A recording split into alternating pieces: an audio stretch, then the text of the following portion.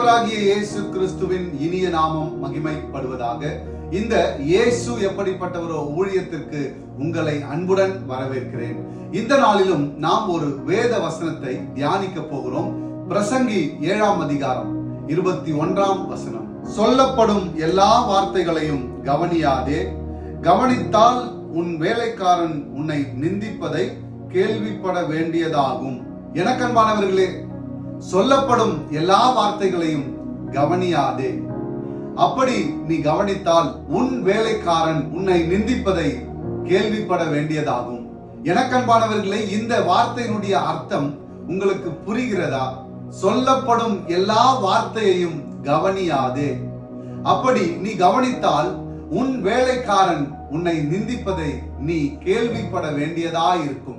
இந்த வார்த்தையினுடைய அர்த்தம் ஒரு மனிதனுடைய வாழ்க்கையில அல்லது நம்முடைய வாழ்க்கையில நாம் வாழ்ந்து கொண்டிருக்கிற அன்றாட வாழ்க்கையிலே நாம் போகிற வருகிற வேலை செய்கிற இடங்களிலே அல்லது உட்கார்கிற இடத்துல சொந்தங்களுக்கு மத்தியில நண்பர்களுக்கு மத்தியில சகோதரர் தகப்பனார் தாயார் சகோதரிகள் இப்படி நாம போய் வருகிற எல்லா இடங்களிலும் நம்மை குறித்து ஒரு காரியம் பேசப்படும். அப்படிப்பட்ட காரியங்கள் நாம் எந்த விதத்தில் நடந்து கொண்டோம் என்பதை அடிப்படையாக வைத்து மட்டுமே நம்மை குறித்து அந்த காரியங்கள் பேசப்படும். இன்றைக்கும் நாம் வாழ்ந்து கொண்டிருக்கிற இந்த உலகத்துல நாம் இருக்கின்ற சமயத்திலே நம்மை குறித்து என்ன பேசுகிறார்கள் என்பதை காட்டிலும் நாம் இல்லாத போது நம்மை குறித்து என்ன பேசுகிறார்கள் என்பதை பொதுவாகவே நாம் அதை அறிந்து கொள்ள விருப்பமுடையவர்களாய் காணப்படுகிறோம். சிலருக்கு அது எதிர்மறையான எண்ணம் கொடுக்கிற ஒரு காரியமாகவே காணப்படுகிறது. இந்த இடத்துல அநேக நேரங்களில் என்னை குறித்து என்ன பேசி இருப்பாங்க, ஏன் என்னை பார்த்து சிரிச்சாங்க, ஏன் என்னை பார்த்து முறைச்சாங்க, ஏன் என்கிட்ட பேசவே இல்லை, நான் அந்த இடத்தை விட்டு கடந்து வந்துட்டேன், ஆனாலும் என்னை குறித்து ஏன் அப்படி பேசணும், நான் என்ன தவறு செஞ்சேன், ஒருவேளை தவறே செய்திருந்தாலும் ஏன் என்னை பத்தி பேசணும்னு சொல்லி இன்றைக்கு அப்படிப்பட்ட காரியங்களை சிந்தித்து சிந்தித்து ஒவ்வொரு நாளும் நாம் நம்முடைய அன்றாட வாழ்க்கை முறைமையை வாழக்கூட முடியாத ஒரு சூழ்நிலையில் காணப்பட்டு கொண்டிருக்கும். இந்த காரியம் ஒரு வியாதி என்றே சொல்லலாம். அநேகருடைய இருதயத்தை இந்த நாட்களில் கிழித்து கொண்டிருக்கிற ஒரு காரியம்.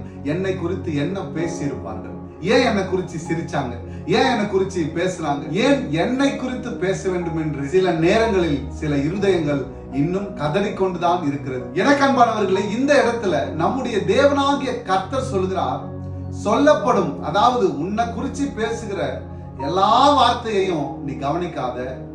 அப்படி கவனிச்சா உன்னால் அதை தாங்க முடியாது, உன் இருதயம் அதை ஏற்றுக்கொள்ளாது. நீ ஏன் அந்த காரியத்தை கவனிக்கிற? அப்படி நீ கவனிச்சால் நீ விரும்புகிற, நீ நேசிக்கிற, நீ பிரியம் வைத்துக் கொண்டிருக்கிற ஒருவர் உன்னை நிந்திக்கிறதை நீ கேள்விப்பட வேண்டியதா இருக்குமே.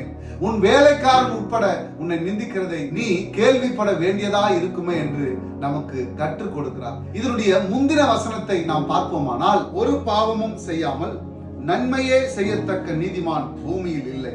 இந்த இடத்துல தேவன் சொல்லுகிற ஒரு காரியம், ஒரு பாவமும் செய்யாமல் நன்மையை மட்டுமே செய்யக்கூடிய ஒரு மனிதன் இந்த பூமியில் இல்லை என்று தேவனாகிய கர்த்தருடைய வார்த்தை நமக்கு சொல்லுகிறது. இந்த இடத்துல 7ஆம் அதிகாரம் 22ஆம் வசனம் சொல்லுகிறது, அநேகந்தரம் நீயும் பிறரை நிந்தித்தாய் என்று உன் மனதுக்கு தெரியுமே. எனக்கு அன்பானவர்களே, இந்த இடத்துல நம்முடைய தேவனாகிய கர்த்தர் சொன்ன முந்தின வசனம், சொல்லப்படும் எல்லா வார்த்தையையும் நீ கவனியாதே, அப்படி கவனித்தால் உன் வேலைக்காரன் உன்னை நிந்திப்பதை நீ கேள்விப்பட வேண்டியதா இருக்கும் என்று சொல்லுகிறார். ஆனால் அடுத்த வசனத்தில் சொல்லப்படுகிறது, அதாவது நீயும் அப்படிப்பட்ட காரியத்தை இன்னொருத்தன் இல்லாத நேரத்துல நீ அவனை குறிச்சு பேசியிருக்கிறியே. சோ இப்படிப்பட்ட காரியத்தை சிந்திக்கிறதையும் யோசிக்கிறதையும் செயல்படுத்துகிறதையும் விட்டு விடுங்கள். அவைகளை நாள்தோறும் இருதயத்திலே கொண்டு, எனக்கன்பானவர்களை, இன்னொருவர் நம்மை குறித்து பேசுகிறதுனால, நாம இல்லாத சமயத்துல, நாம போகாத சமயத்துல நம்மை குறித்து பேசுகிற அந்த வார்த்தையினால உங்களுக்கு ஒன்றும் நடக்காது என்பதை நீங்கள் சற்று கவனிக்க வேண்டும். இந்த இடத்துல நாம் தேவனுடைய வார்த்தை ஒன்றை பார்ப்போமானால், ஏசாயா 54ஆம் அதிகாரம் 17ஆம் வசனம், உனக்கு விரோதமாய் உருவாக்கப்படும் எந்த ஆயுதமும் வாய்க்காதே போம், உனக்கு விரோதமாய் நியாயத்தில் எழும்பும் எந்த நாவையும் நீ குற்றப்படுத்துவாய், இது கர்த்தருடைய ஊழியக்காரரின் சுதந்திரமும் என்னால் உண்டான அவர்களுடைய நீதியுமாய் இருக்கிறது என்று கர்த்தர் சொல்லுகிறார். எனக்கு அன்பானவர்களே, பிரசங்கி 7ஆம் அதிகாரம் 21ஆம் வசனத்தில் சொல்லப்பட்ட வார்த்தையையும் இந்த வார்த்தையையும் நாம் ஒப்பிட்டு பார்ப்போமானால், அந்த இடத்துல உன்னை குறிச்சு பேசுகிற ஒரு வார்த்தையை குறிச்சு நீ கவனிக்காத. அப்படி கவனிச்சா அதை கேட்டு உன் இருதயத்துல நீ கவலைப்படுவ. ஆனால் நீ என்னிடத்தில் அன்பு கூர்ந்து என் கட்டளைகளை கை கொண்டு நடக்கிற ஒருவனாய் காணப்பட்டால் உனக்கு விரோதமாய் உருவாக்கப்படும் எந்த ஆயுதமும் வாய்க்காதே போக பண்ணுவேன் என்று நம்முடைய தேவனாகிய கர்த்தர் சொல்லுகிறார். அது மட்டும் தானான்னு கேட்டா இல்ல, இரண்டாவது ஒரு காரியத்தை சொல்லுகிறார். உனக்கு விரோதமாய் நியாயத்தில் எழும்பும் எந்த நாவையும் நீ குற்றப்படுத்துவாய் என்று என்னுடைய தேவனாகிய கர்த்தர் சொல்லுகிறார். சோ இன்றைக்கும் தேவனாகிய கர்த்தருடைய பிள்ளைகள், உங்களை குறிச்சு யார் என்ன பேசினாலும் சரி, அதை குறிச்சு நீங்க கவலைப்பட வேண்டாம்.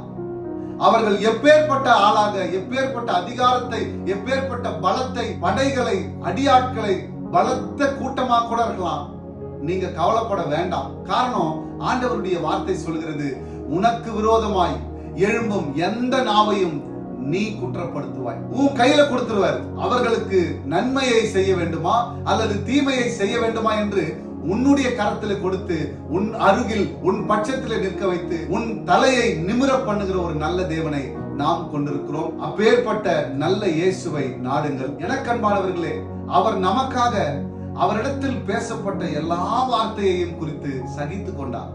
அவரை காரி உமிழ்ந்தார்கள், துப்பினார்கள், கொட்டினார்கள், அவருடைய தலைமேல் அடித்தார்கள், எவ்வளவோ காரியங்களை செய்தோம். அமைதியா இருந்தார். வசனம் சொல்கிறது, அவர் மாறுத்திரம் ஒன்றும் சொல்லாமல் அமைதியா இருந்தார் என்று வேதம் சொல்லுகிறது. ஆகையால் யார் என்ன சொன்னாலும் அதை குறித்து கவலைப்படாம அது எல்லாவற்றையும் நம்முடைய இயேசுவினிடத்தில் கொடுத்துவிட்டு அவர் உங்களை விசாரிக்கிறவர் ஆனபடினால் உங்கள் கவலைகளை எல்லாம் அவர் மேல் வைத்து விடுங்கள் என்ற அந்த ஒரு வார்த்தை, 1 பேதுரு 5:7 சொல்லப்பட்ட அந்த ஒரு வார்த்தையை நீங்க நம்பி அவர் சமூகத்தில் உங்கள் கவலைகளை ஊற்றி விடுங்கள். நல்ல இயேசுவை நாடுங்கள். என் தேவனாகிய கர்த்தரை தேடுங்கள். அவர் உங்கள் வாழ்க்கையில் ஒரு அற்புதத்தை செய்ய வல்லவராய் இருக்கிறார். Thank you. God bless you.